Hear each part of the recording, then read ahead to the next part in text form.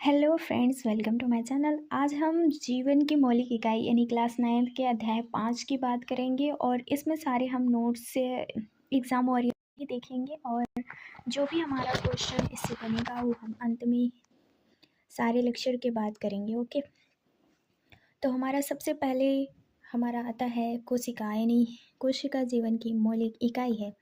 तो इसके बारे में हमारा क्या है कि कोशिका कितने प्रकार के होते हैं। तो कोशिका दो प्रकार की होती है, एक होती है प्रोकैरियोटिक, दूसरी होती है यूकैरियोटिक। प्रोकैरियोटिक और यूकैरियोटिक की बात करें तो यूकैरियोटिक दो टाइप की होती है, एक होता है पादप कोशिका, एक होता है जंतु कोशिका। अब कोशिका के अंदर की बात करते हैं, यानी कि कोशिका भित्ति में सेल वॉल पाई जाती है। जो सेल वॉल पाई जाती किस में है, तो वह है पौधे में।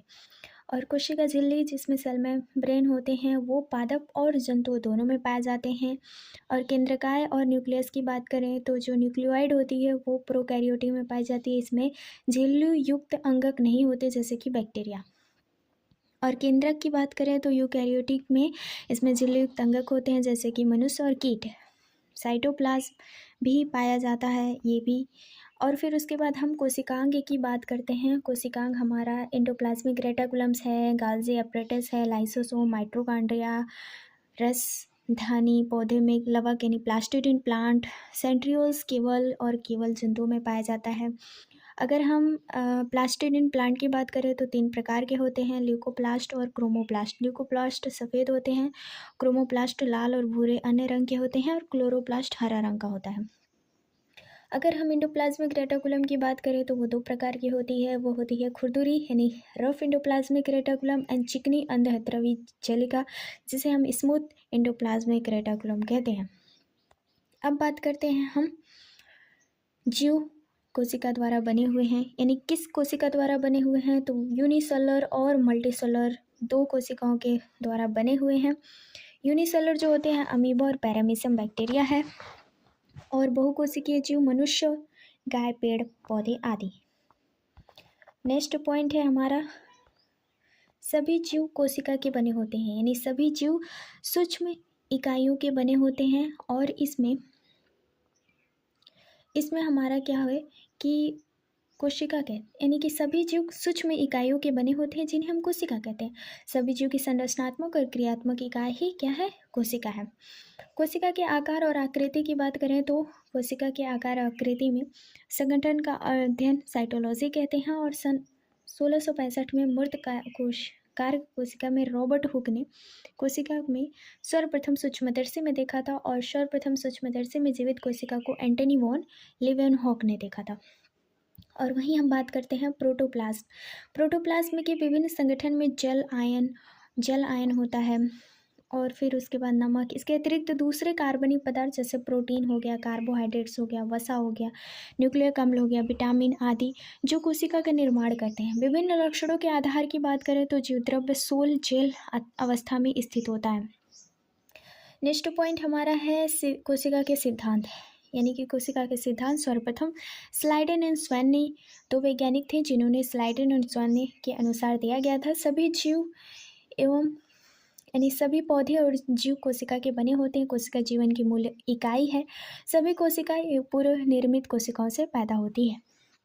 नेक्स्ट पॉइंट है हमारा, यानी कि कोशिका एवं जीवों के प्रकार। तो यहाँ पे प्रोकैरियोटिक की बात की जा रही है। प्रोकैरियोटिक में ऑस्ट्रिच और फाइन ट्री होते हैं जो मल्टीसेलर में होते हैं, और यूनिसेलर में यूकैरियोटिक होते हैं। यूनिसेलर जो होते हैं वो प्रोकैरियोटिक होते हैं, जैसे बैक्टीरिया हो गया, blue green algae, amoeba, paramecium, ये सब क्या है, प्रोकैरियोटिक एनिमल्स है। अब हम बात करते हैं जीव 2 प्रकार के होते हैं, एक होता है यूनिसेलर, एक होता है मल्टीसेलर। अगर हम बात करें कोशिका की संख्या की तो यानी नंबर ऑफ सेल, तो यूनिसेलर में एक कोशिकीय और कार्य इसका होता है, कोशिका के सभी कार्य एक कोशिका द्वारा किए जाते हैं। कार्य का विभाजन नहीं होता है। जनन एकल कोशिका द्वारा होता है। आयु इसकी छोटी होती है, और उदाहरण के लिए अमीबा और बैक्टीरिया। अगर हम वही बात करें मल्टीसेलर की, तो मल्टीसेलर की जो कोशिका संख्या होती है अधिक मात्रा में होती है। कार्य इसमें विभिन्न कोशिकाएं विभिन्न प्रकार के कार्य करती हैं, और कार्य का विभाजन विशेष कोशिकाओं विभिन्न प्रकार के कार्य करती हैं। और जनन की बात करें, विशेष कोशिकाएं जनन कोशिका में भाग लेती हैं। इसकी जो यानी कि लाइफ स्पैम होती है वो होती है लंबी, जैसे पादप, कवक और जंतु। अब हम बात करते हैं दो प्रकार की कोशिकाओं में क्या अंतर होती है। अगर हम प्रोकैरियोटिक और यूकैरियोटिक में डिफरेंस देखेंगे तो फ्रेंड्स इसमें हमारा प्रोकैरियोटिक और यूकैरियोटिक है। पहले हम प्रोकैरियोटिक के बारे में देख लेते हैं। तो सबसे छोटी होती है इसके आकार में 1 से 10 - 6 m, और कोशिका का केंद्रीय भाग न्यूक्लियोइड्स यानी न्यूक्लियर झिल्ली से ढका होता है। केंद्रक अनुपस्थित होती है। झिल्ली द्वारा घिरे अंगक अनुपस्थित होते हैं। कोशिका विभाजन विखंडन और कोशिका विभाजन बडिंग द्वारा होता है। हमेशा एक कोशिकीय जीवाणु होते हैं। अगर वहीं हम बात करें यूकैरियोटिक की, तो आकार में बड़ी 5 से 10 माइक्रोमीटर, केंद्रीय भाग न्यूक्लियर झिल्ली द्वारा घिरा होता है और केंद्रक उपस्थित होता है, यानी कि मल्टीसेलर में केंद्रक उपस्थित होता है और यूनिसेलर में केंद्रक प्रोकैरियोटिक में केंद्रक अनुपस्थित होता है, यूकैरियोटिक में केंद्रक उपस्थित होता है। ओके, झिल्ली द्वारा घिरे अंगक उपस्थित होते हैं और कोशिका विभाजन माइटोसिस या मियोसिस के द्वारा यूकैरियोटिक में होता है एवं बहुकोशिकीय जीव होता है। अब बात करते हैं हम बैक्टीरिया के सेल्स की। तो यहाँ पे सेल है हमारा cell plasma membrane, ribosomes, nucleoids. ये हमारा बैक्टीरिया है, यानी बैक्टीरिया का सेल है, और ये हमारा प्लांट का सेल है। ठीक है, इसमें रफ इंडोप्लाज्मिक है, लाइसोसोम्स है, smooth endoplasmic reticulum, chloroplast, nucleus है, फिर गाल्जी अपरेटस, न्यूक्लियस, फिर ये वाला पार्ट आपका न्यूक्लियर है। इनवेलोप मेम्ब्रेन से घिरा होता है हमारा न्यूक्लियस, और उसके बाद एडजेसेंट सेल वॉल पाया जाता है। सेल वॉल है माइटोकॉन्ड्रिया, राइबोसोम्स, क्लोरोप्लास्ट और साइटोप्लाज्म। ये हमारे प्लांट कोशिका के कुछ ऑर्गेनेल्स हैं। अब बात करते हैं हम कोशिका के आकार के बारे में, यानी कोशिका का विभिन्न आकार और आकृति होती है। सामान्यतः कोशिका अंडाकार यानी स्फेरिकल होती है, वे लंबाकार, स्तंभाकार, डिस्क के आकार की होती है। कोशिका का आकार उसके कार्य पर निर्भर करता है। जैसे एक्वामस इपिथेलियम का ये स्ट्रक्चर आप देख सकते हैं, ciliated from of trachea, columnar cells from the stomach. ये अलग अलग प्रकार हमारे कोशिका के हैं। नेक्स्ट हम कोशिका के आकार की बात करते हैं। विभिन्न जीव, पादप और जंतु की कोशिकाएं विभिन्न आकार एवं विभिन्न कोशिकाओं की बात करते हैं, और सूक्ष्मदर्शी की सहायता से अगर देखें तो हम नंगी आंखों से देख नहीं सकते, और कुछ ऐसे आकार होते हैं जिन्हें हम नंगी आंखों से देख सकते हैं कोशिका के। तो कोशिका का आकार 0.2 से 18 सेंटीमीटर तक होता है। जैसे नंगी आंखों से देखा जा सकता है शुतुरमुर्ग का अंडा यानी ऑस्ट्रिच एग, बट माइकोप्लाज्मा का सेल हम नहीं देख सकते, 0.2 के आसपास होता है। तो हम सबसे बात करते हैं सबसे बहुकोशिकीय जीव की। सबसे कोशिका का आकार 2 से 120 माइक्रोमीटर होता है। सबसे बड़ी कोशिका शुतुरमुर्ग का अंडा 15 से सेंटीमीटर लंबा और 13 सेंटीमीटर चौड़ा होता है। सबसे छोटी कोशिका होती है माइकोप्लाज्मा, जो 0.1 एगस्ट्रॉन होती है। सबसे लंबी कोशिका तंत्रिका तंत्र की होती है, जो 1 मीटर की होती है। अब बात करते हैं हम कोशिका के भाग के बारे में, यानी कंपोनेंट्स ऑफ सेल। सामान्यतः कोशिका के विभिन्न भाग कोशिका अंगक कहलाते हैं, जो कि विशेष कार्य संपन्न करती हैं। सामान्य कोशिका के 3 मुख्य भाग होते हैं। पहला होता है प्लाज्मा यानी सेल मेम्ब्रेन, दूसरा होता है न्यूक्लियस, और तीसरा होता है साइटोप्लाज्म। अब हम बात करते हैं कोशिका झिल्ली, यानी इसे हम कहेंगे सेल मेम्ब्रेन। तो ये हमारा सेल मेम्ब्रेन का स्ट्रक्चर है जो मोज़ाइक मॉडल में है। तो अब इसमें हम फ्लूइड इनसाइड सेल, यानी कि ये जो पार्ट है इसको फ्लूइड इनसाइड सेल कहते हैं। ये आउटसाइड सेल हो गया। फिर उसके बाद इसमें 2 प्रकार के मॉलिक्यूल्स पाए जाते हैं, जिसे प्रोटीन मॉलिक्यूल्स कहते हैं। और ये चैनल स्पेस है, तो इसमें चैनल के थ्रू होता है। Double layer of fat phospholipids molecule पाया जाता है सेल मेम्ब्रेन में। तो अब हम बात करते हैं सेल मेम्ब्रेन, यानी कोशिका झिल्ली को प्लाज्मा झिल्ली या प्लाज्मोलेमा कहते हैं। कोशिका झिल्ली वर्णात्मक परागमय झिल्ली यानी सिलेक्टिव परमेबल मेम्ब्रेन होती है, जो कोशिका के अंदर या बाहर से केवल कुछ पदार्थों में अंदर या बाहर आने जाने देती है। यह प्रत्येक कोशिका को दूसरी कोशिका के द्रव में अलग करती है। यह जंतु कोशिका पादप दोनों कोशिका में होती है, और ये प्रोटीन या लिपिड्स की बनी होती है। जैसे मैंने इस वीडियो में यानी इस फिगर में आपने देखा, प्रोटीन मॉलिक्यूल्स से बना होता है। अब हम बात करते हैं कि जो हमारा सेल मेम्ब्रेन है उसे सबसे पहले किसने दिया था, तो इसको खोजा था तो वह सिग्नर एंड निकोलसन ने फ्लूइड मोज़ेक मॉडल के अनुसार यह लिपिड प्रोटीन से बनी परत को सबसे पहले इसको देखा था, और जिसमें प्रोटीन लिपिड्स की दो परतों के बीच सैंडविच की तरह धसी होती है, उसे 75 एंगस्ट्रॉन मोटी होती है। यह लचीली होती है, जो मुड़ी तोड़ी या दोबारा जुड़ सकती है। नेक्स्ट पॉइंट है प्लाज्मा झिल्ली के कार्य क्या है। कोशिका के अंदर और बाहर अणुओं को आने जाने देती है, कोशिका के निश्चित आकार में बनाए रखती है। प्लाज्मा झिल्ली के अंदर और बाहर अणुओं का आदान प्रदान दो प्रकार के होते हैं, एक होता है विसरण और दूसरा होता है प्रासरण। अब हम बात करते हैं विसरण के बारे में, फिर बात करेंगे परासरण के बारे में। तो ये हमारा है फ्रेंड विसरण। तो हमारा विसरण यानी उच्च सांद्रता से निम्न सांद्रता की ओर सतह गमन करता है। यह दोनों पदार्थों की सांद्रता को समान कर देता है, और इसमें जो ठोस द्रव्य होते हैं यानी द्रव्य गैस को तीनों में संभव होते हैं, यानी ठोस द्रव्य गैस तीनों में संभव होता है। विसरण अपनी सांद्रता में अंतर के आधार पर विभिन्न पदार्थ गति करने के लिए स्वतंत्र होता है। परासरण की बात करें तो वर्णात्मक झिल्ली द्वारा जल विलायक अणुओं का उच्च सांद्रता से निम्न सांद्रता की ओर गमन करता है। यह दोनों पदार्थ की सांद्रता को समान कर देता है। यह केवल द्रवीय माध्यम से संभव है, केवल विलायक गति करने के लिए स्वतंत्र विलायक नहीं है। अब हम बात करते हैं बाह्य परासरण, कोशिका के अंदर विलायक का बाहर गमन करना। अंतः परासरण क्या होता है, तो ये कोशिका के बाहर विलायक का अंदर गमन करता है। और अगर हम बात करते हैं फ्रेंड सांद्रता के अनुसार विलयन के प्रकार तथा उसका कोशिका पर प्रभाव, तो समपरासरी विलयन यानी आइसोटोनिक सॉल्यूशन कहते हैं जब कोशिका के अंदर यानी जब कोशिका के अंदर व बाहर की सांद्रता समान हो तो समपरासरी विलयन कहते हैं। और अतिप्रासरण विलयन जिसे हाइपरटोनिक सॉल्यूशन कहते हैं, यदि किसी कोशिका के अंदर की सांद्रता बाह्य द्रव्य की सांद्रता से अधिक हो तो कोशिका के अंदर से जल बाहर निकल जाता है, जिससे कोशिका सिकुड़ जाती है। जीव द्रव्य कुंचन यानी पादप कोशिका में प्रासरण द्वारा पानी की कमी होने पर प्लाज्मा झिल्ली सहित आंतरिक पदार्थ संकुचित हो जाते हैं, जिसे जीव द्रव्य कहते हैं। तीसरा है अल्प प्रासरण दाबी विलयन यानी हाइपोटोनिक सॉल्यूशन। जब कोशिका के बाहर की विलयन की सांद्रता कम हो जाती है तो कोशिका के अंदर अंतः प्रासरण के कारण कोशिका फूल व फट जाएगी। नेक्स्ट हमारा पॉइंट है विलयन की सांद्रता का कोशिका पर क्या प्रभाव पड़ता है, तो वही था। अब इसमें हाइपोटोनिक में कोशिका क्या होती है, सिकुड़ जा रही है जब ऑक्सीजन जा रहा है, और आइसोटोनिक में ऑक्सीजन अंदर जा रहा है, ऑक्सीजन बाहर आ रहा है, तो आइसोटोनिक में। फिर हाइपोटोनिक में जो होता है वो कोशिका फूल जाती है और फट जाती है, क्योंकि ऑक्सीजन अंदर ही रह जाता है, बाहर आता ही नहीं। अगर हम बात करें सेल वॉल की बात करें तो यह पादप कोशिका की सबसे बाह्य झिल्ली होती है और यह जंतु कोशिका में अनुपस्थित होती है।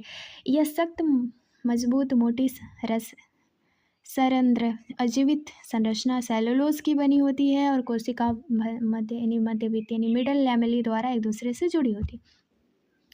पादप कोशिका एक दूसरे से प्लाज्मोडेस्मेट से संपर्क रहती है। कवकों में पाई जाने वाली कोशिका यानी कोशिका भित्ति काइटिन नामक रासायनिक से बनी होती है। अगर हम बात करें इसके स्ट्रक्चर्स की तो यहाँ पे जो ये 3 लेयर से बना हुआ है। अगर हम बात करें primary wall, secondary wall and plasma membrane, यानी कि ये आपका कितने लेयर का होगा, 3 लेयर का बना होगा, ठीक है। और अंदर जो होगा उसे हम प्लाज्मा मेम्ब्रेन के नाम से जानेंगे। फिर उसके बाद हमारा मिडल लेयर जो बीच वाला पार्ट होगा उसे मिडल लैमेली कहेंगे, और फिर प्लाज्मोडेस्मेटा से ये क्या होता है, संपर्क में रहती है।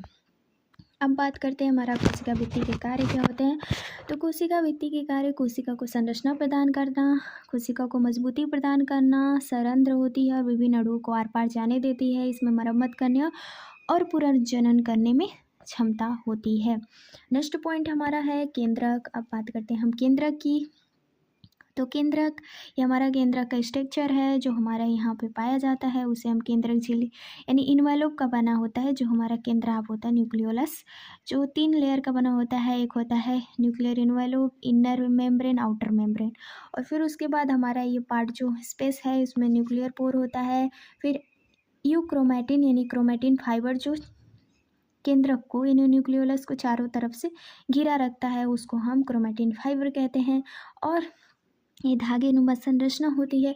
फिर उसके बाद राइबोसोम जो प्रोटीन संश्लेषण करता है।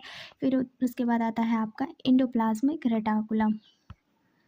अब बात करते हैं हम उस स्ट्रक्चर्स के बारे में। यह कोशिका का सबसे महत्वपूर्ण अंगक है जो कोशिका की सभी क्रियाओं को नियंत्रित करता है। यह कोशिका का केंद्रक यानी हेड क्वार्टर ऑफ सेल भी कहा जाता है। इसकी खोज 1831 में रॉबर्ट ब्राउन ने की थी।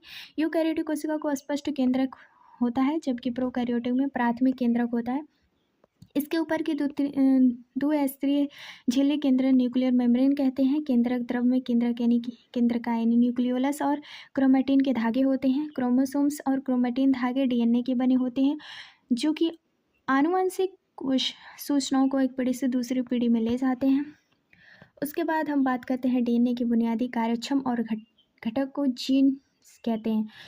केंद्रक के कार्य कोशिका की सभी उपापचय क्रियाओं का नियंत्रण करता है, आनुवंशिक सूचनाओं को एक पीढ़ी से दूसरी पीढ़ी में भेजने का कार्य करता है। अब बात करते हैं हम साइटोप्लाज्म के बारे में। ये हमारा साइटोप्लाज्म है। जो द्रव्य जिसमें अंगक होते हैं उसे हम साइटोप्लाज्म कहते हैं या कोशिका द्रव्य कहते हैं।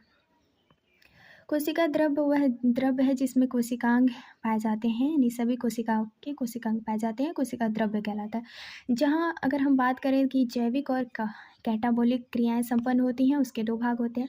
पहला होता है आपका सिस्टोल जलीय द्रव्य जिसमें प्रोटीन होती है। इसमें 90% जल और 7% प्रोटीन, 2% कार्बोहाइड्रेट, 1% अन्य अवयव होते हैं। कोशिकांग यानी सेल ऑर्गेनेल्स विभिन्न प्रकार के अंगक जो प्लाज्मा झिल्ली द्वारा घिरी होती हैं। कोशिका अंग एक दूसरे अंगक एक झिल्ली, दो झिल्ली, बिना झिल्ली के होते हैं। नेक्स्ट पॉइंट हमारा प्लाज्मा झिल्ली यानी कि अंगक अंतःद्रवी जलिका, लाइसोसोम, गोल्जिकाए और रिक्तिकाए, इसको एक प्लाज्मा झिल्ली वाले अंगक कहते हैं। दोहरी प्लाज्मा झिल्ली वाले अंगक क्या होते हैं? माइटोकॉन्ड्रिया हो गया, प्लास्टिड हो गया, उसके पास खुद का डीएनए भी होता है। बिना झिल्ली वाले अंगक राइबोसोम, सेंट्रोसोम और माइक्रोट्यूब्यूल्स होते हैं। नेक्स्ट पॉइंट हमारा है गाल्जी एपरेटस यानी कि हमारा गोल्जी उपकरण। ये पतली झिल्ली युक्त चपटी पुटिकाओं का समूह है जो एक दूसरे के ऊपर समांतर सजी रहती है। इसका आविष्कार खोज कैमिलो गोल्जी ने किया था और ये प्रोकैरियोटिक स्तनधारी आरबीसी और सीव्स में अनुपस्थित होते हैं। ये हमारा है आपका गोल्जी एपरेटस। गोल्जी एपरेटस में ल्यूमेन पाया जाता है बीच में आपका। फिर उसके बाद सीस फेस यहाँ पे पाए जाते हैं। फिर उसके बाद आपका आता है ट्रांसपोर्ट वेसिकल्स भी इसी में पाए जाते हैं। ट्रांसपोर्ट वेसिकल्स एंड सीटर्नी भी पाई जाती है। सीटर्नी टाइप्स का ये जो दो पार्ट्स आपको दिख रहे हैं इसी को हम कहेंगे। और फिर उसके बाद न्यू फॉर्म वेसिकल्स भी बनते हैं, आउटर ट्रांसपोर्ट वेसल्स भी बनते हैं। गोल्जिकाए के हम कार्य देख लेते हैं, यानी कि जो लिपिड यानी लेमिला जो होता है वह लिपिड बनाने में सहायता करता है, यानी लिपिड बनने में सहायता यह मध्य लेमिला बनने का कार्य करता है। और यह स्वभाव में स्रवी होता है। यह मेलेनिन्स यानी कि जो आपका गोल्जी एपरेटस है वो मेलेनिन स्रव संश्लेषण में सहायता करता है। अंतःद्रवी जलिका में संश्लेषित प्रोटीन और लिपिड का संग्रहण गोल्जिकाए में होता है और उन्हें कोशिका के बाहर और अंदर विभिन्न क्षेत्रों में भेज दिया जाता है। पुटिका में पदार्थों का संचयन, रूपांतरण और बंद करना होता है। गोल्जिकाए के द्वारा लाइसोसोम को भी बनाया जाता है। ये कोशिका भित्ति और कोशिका झिल्ली में मदद करता है, बनाने में मदद करता है। अब बात करते हैं माइटोकॉन्ड्रिया के बारे में। तो ये स्ट्रक्चर है माइटोकॉन्ड्रिया के बारे में। तो इसमें कौन कौन से पार्ट हैं? Outer membrane DNA, inter membrane space matrix, सीटरनी यानी सीटरी क्रिस्टी होती है। फिर राइबोसोम्स होते हैं, इनर मेम्ब्रेन पाए जाते हैं। तो इसके कार्य देख लेते हैं, यानी कि जो इसके पार्ट्स दिए हुए हैं वो क्या होते हैं। तो ये प्रोकैरियोटिक में अनुपस्थित होते हैं। इनमें कोशिका का पावर हाउस यानी ऊर्जा घर भी कहते हैं। ये दोहरी झिल्ली वाले होते हैं। सभी यूकैरियोटिक में उपस्थित होते हैं। एक्सपर्ट इसमें एसेप्ट आरबीसी होता है। बाह्य परत चिकनी और छिद्रित होती है, अतः परत बहुत वलित होती है और क्रिस्टी का निर्माण होता है इसके अंदर। और माइटोकॉन्ड्रिया को सर्वप्रथम 1880 में कॉलिकर ने देखा था और इसमें अपना खुद का डीएनए आरएनए बनाने की क्षमता होती है। अगर हम बात करते हैं माइटोकॉन्ड्रिया के कार्य, तो इसका कार्य ऊर्जा निर्माण कर एटीपी के रूप में संचित करना। यह क्रेब्स चक्र यानी क्रेब्स साइकिल इन कोशिकीय श्वसन का मुख्य स्थान होता है, जिसमें एटीपी का निर्माण होता है। राइबोसोम की बात करें तो ये अत्यंत छोटे गोल कण होते हैं जो जीव द्रव्य में स्वतंत्र रूप से तैरते या अंतःद्रवी जालिका की बाहरी सतह पर चिपके हुए होते हैं, और ये आरएनए और प्रोटीन के बने होते हैं, जैसा कि यहाँ पे दिया हुआ है।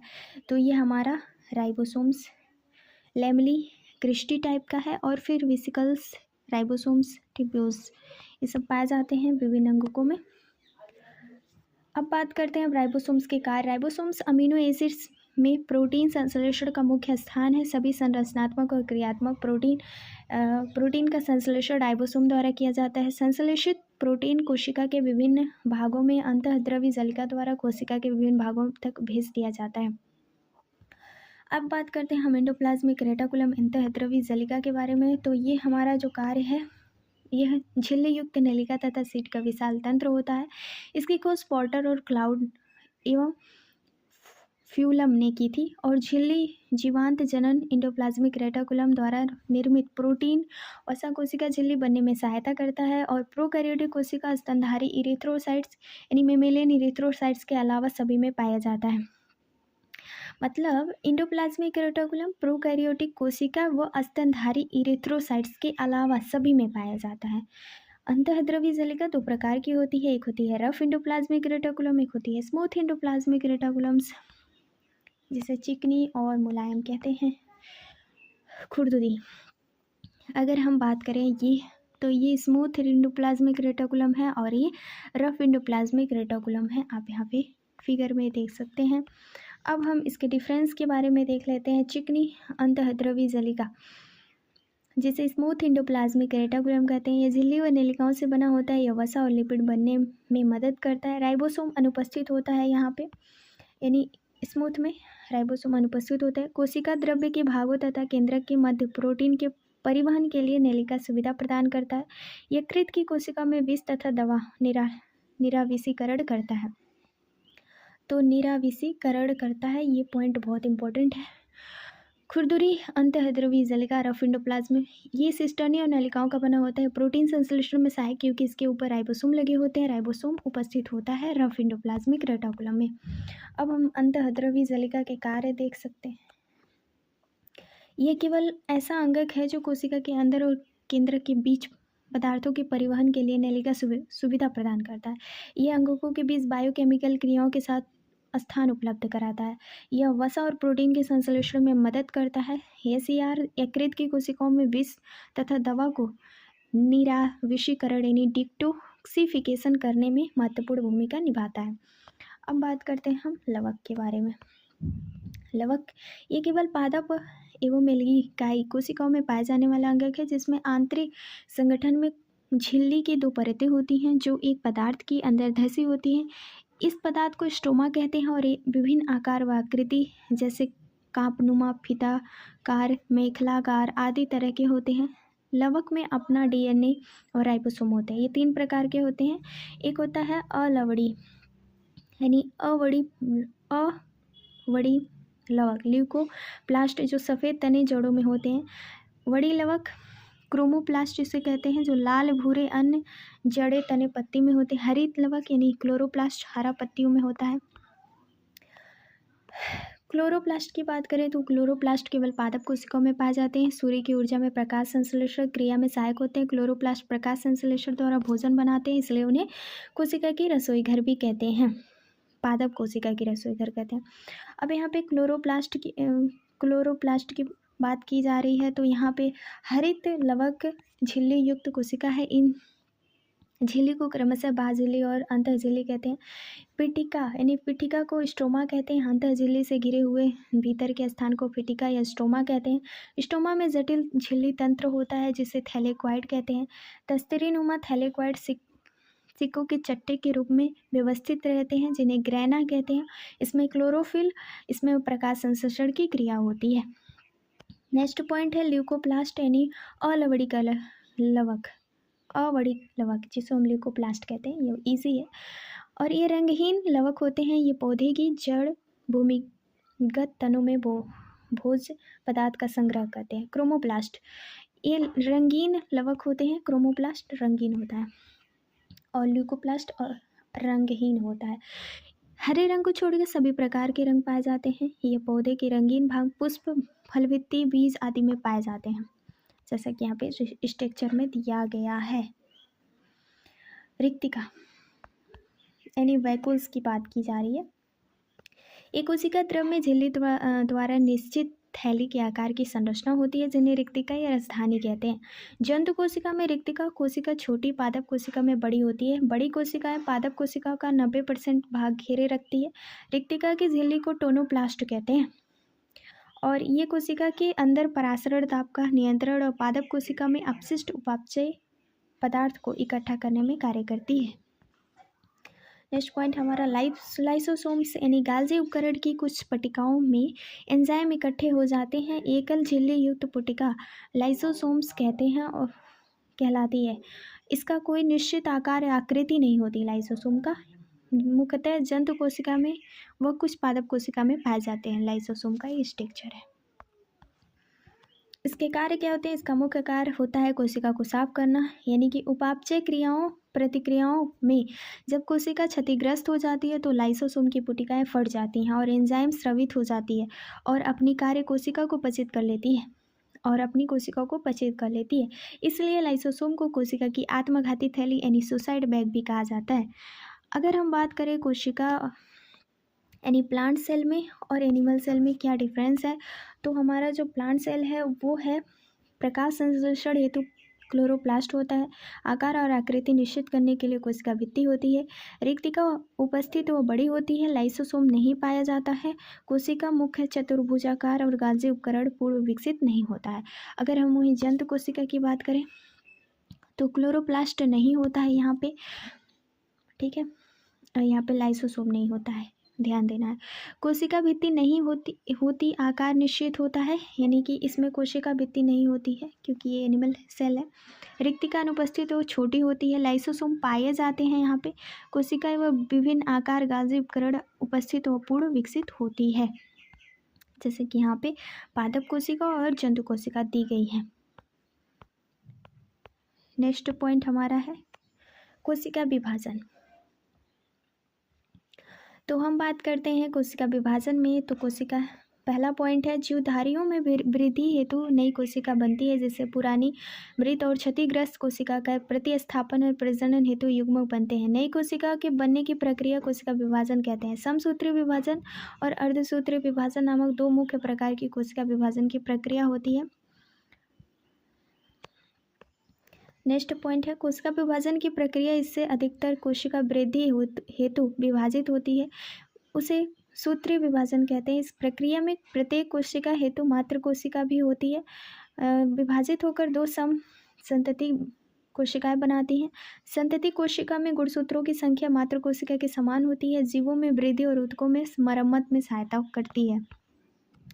नेक्स्ट पॉइंट हमारा है जंतु और पौधों के प्रजनन अंगों अथवा ऊतकों की विशेष कोशिकाएं विभाजित होकर युग्मक बनाती हैं और यह एक अलग प्रकार का विभाजन है जो निषेचन के पश्चात संतति निर्माण करती है, जिसे अर्धसूत्रण कहते हैं, जिसमें क्रमशः दो विभाजन होते हैं। जब कोशिका अर्धसूत्रण द्वारा विभाजित होती है तो दो की जगह चार नई कोशिका बनती है। नई कोशिका में मात्र कोशिका की तुलना में गुणसूत्रों की संख्या आधी हो जाती है, जैसा कि यहाँ पे दिया हुआ है अर्धसूत्रीय विभाजन।